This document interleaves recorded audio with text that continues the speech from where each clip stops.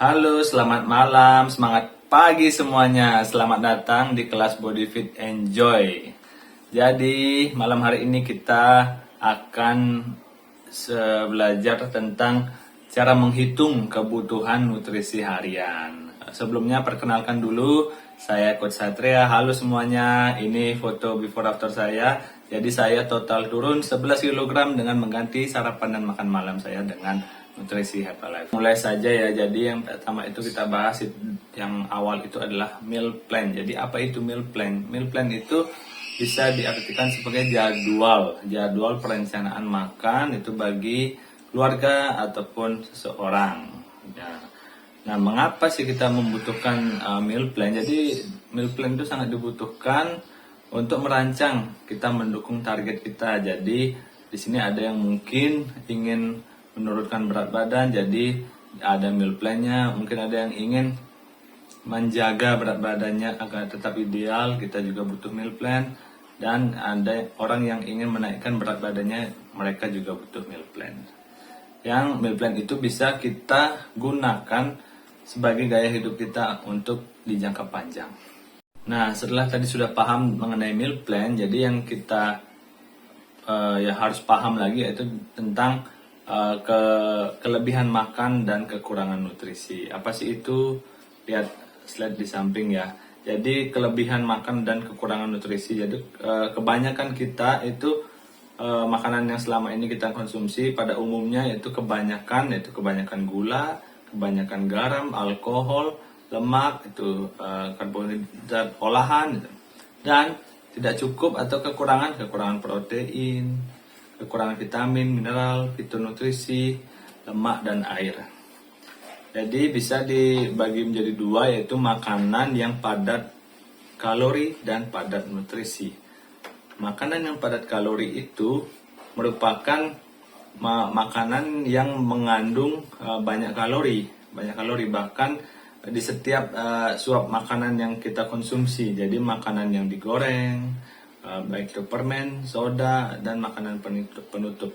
Sedangkan makanan padat nutrisi yaitu makanan yang mengandung banyak nutrisi bahkan di setiap suap makanannya, yaitu bisa contohnya protein tanpa lemak, sayuran, buah-buahan, grains, dan kacang-kacang. Padat kalori di sini juga bisa dilihat di seperti ilustrasi gambar ini ya. Jadi ini gambar sama-sama memiliki 140 kalori ya.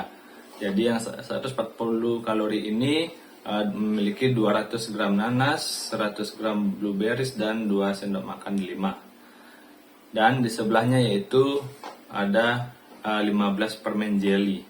Nah, di sini kita bisa melihat perbedaannya ya. Sama-sama padat kalori, tapi yang lebih padat nutrisinya itu yang ada di gambar ini, yaitu 200 gram nanas, 100 gram blueberries, dan 2 sendok makan delima. Memiliki kalori yang sama tetapi kandungan yang berbeda. Jadi ada yang disebut dengan kalori wallet ya, atau dompet kalori. Nah, apa sih itu dompet kalori? Jadi dompet kalori itu diibaratkan sebagai kita membawa sebuah dompet yang berisi uang. Nah, seperti itu. Jadi kita harus menggunakan kalori kita itu dengan bijak, sama dengan kita membelanjakan uang kita dengan bijak. Jadi nggak dihambur-hamburkan atau mengeluarkan uang sebanyak mungkin sekaligus. Jadi bisa menggunakannya dengan bijak, kalori kita diatur sedemikian rupa, dan kita harus menyadari nilai dari nutrisi di setiap makanan yang kita konsumsi. Yang ketiga yaitu kita harus mengutamakan kualitas dibandingkan dengan kuantitas ya. Jadi prioritas itu menjadi kebutuhan utama. Jadi nutrisi itu menjadi kebutuhan nutrisi ya, kebutuhan utama itu ya. Nah, dari tadi sih bilangnya kalori terus kalori.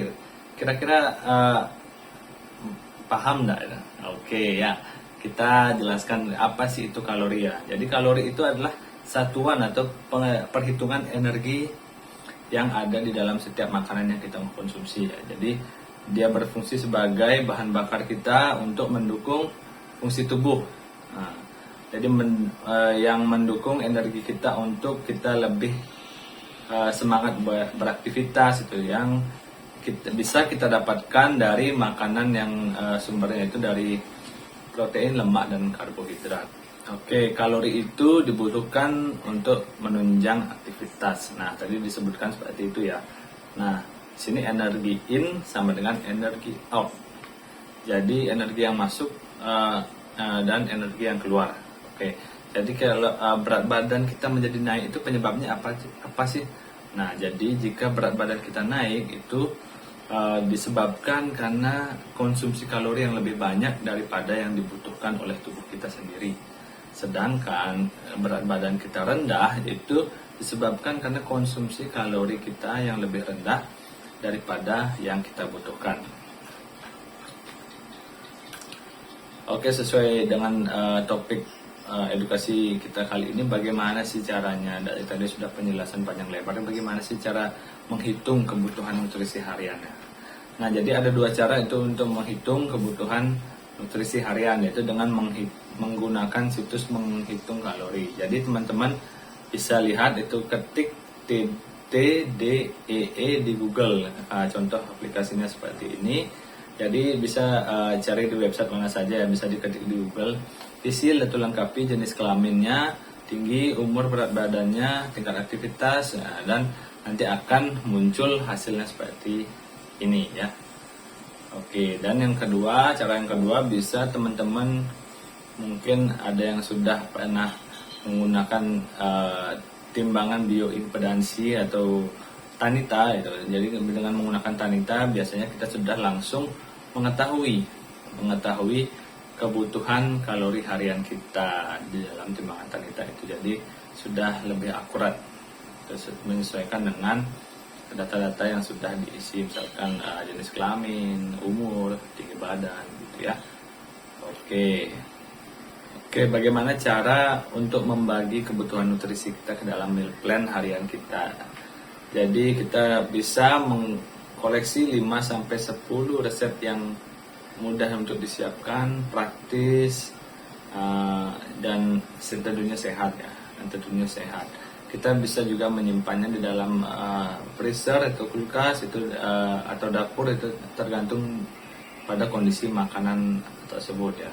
Atau bisa juga kita siapkan agar lebih praktis untuk one dish meal.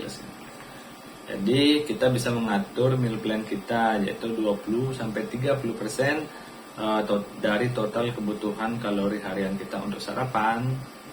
Yang kedua yaitu bisa 40-50% dari total kebutuhan kalori harian kita untuk makan siang, dan 20-30% dari total kebutuhan kalori harian kita untuk makan malam.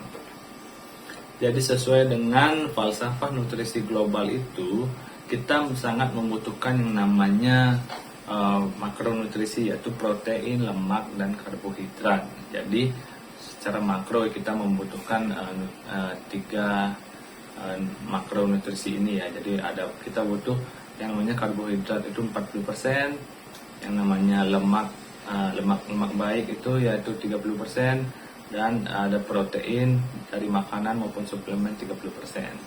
Selain itu kita juga membutuhkan yang namanya mikronutrisi, yaitu vitamin, mineral, ada fitonutrisi, dan juga tentunya harus cukupi kebutuhan air atau hidrasi kita ya. Selain itu kita membutuhkan yang namanya serat, istirahat, dan olahraga. Jadi itulah falsafah nutrisi global yang harus kita penuhi untuk kebutuhan nutrisi harian kita. Jadi untuk membantu teman-teman dalam mengatur meal plan harian teman-teman semua, teman-teman bisa dibantu dengan aplikasi Fat Secret ya, Fat Secret. Nah ini Fat Secret, jadi di sana itu udah lengkap banget. Jadi berapa kalori yang makanan yang teman-teman bisa makan, dan apakah itu sudah mencukupi untuk kebutuhan nutrisi atau kalori harian teman-teman. Jadi teman-teman bisa menghitungnya dengan detail ya. Oke, yes, sudah selesai. Demikian edukasi malam hari ini tentang menghitung kebutuhan nutrisi harian. Jadi semoga teman-teman bisa memahami dan bermanfaat ya sharing saya malam hari ini. Terima kasih, semangat untuk menuju body yang ideal, yang lebih sehat, lebih fit. Thank you.